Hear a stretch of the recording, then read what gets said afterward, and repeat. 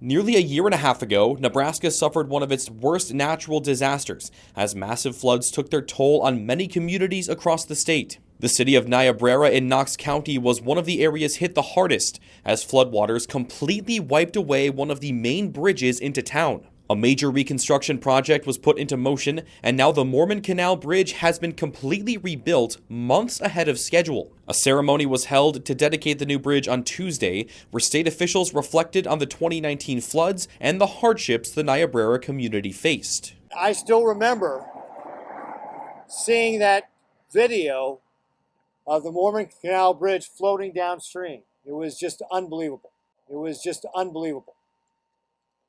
And coming here afterwards, hearing the stories from people.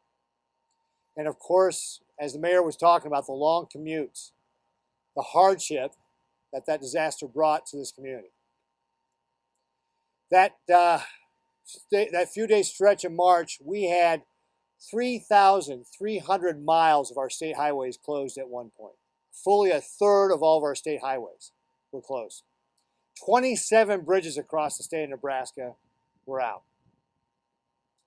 It ended up costing about $200 million of damage to our state highways and about another $153 million to local roadways. But what we saw was that great Nebraska spirit, that resilience, that grit, that determination, the hardship that disaster brought to this community. This bridge is.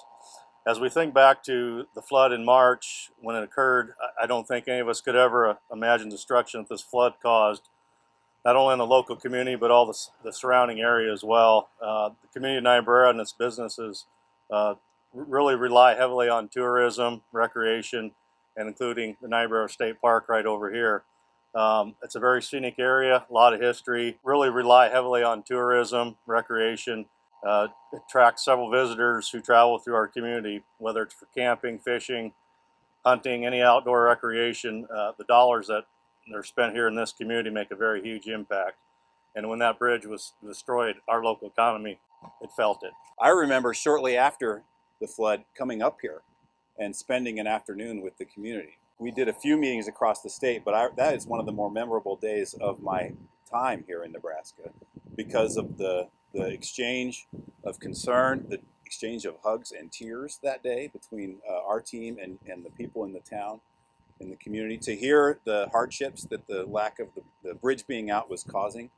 And I remember talking to the superintendent of schools, and they said, you got to have this thing open by the 15th of August. The community had to endure a lot of hardships over the last year and a half, but the support, patience, and perseverance of the community really inspired the rest of the team to go ahead and push forward harder. Governor Ricketts says that 3,300 miles of the state's highways were closed during the flooding, with 27 bridges going out as well. Over $300 million in damage occurred to both state highways and local roads, but nearly all of the damaged roadways have since been repaired. Chris Hawkins of Hawkins Construction says the project exemplifies the perseverance of Nebraskans and represents a return to normalcy for the community. This project proves once again the Nebraska way, Nebraska's strength, Midwest leadership, Midwest way of doing things is capable of handling any challenge.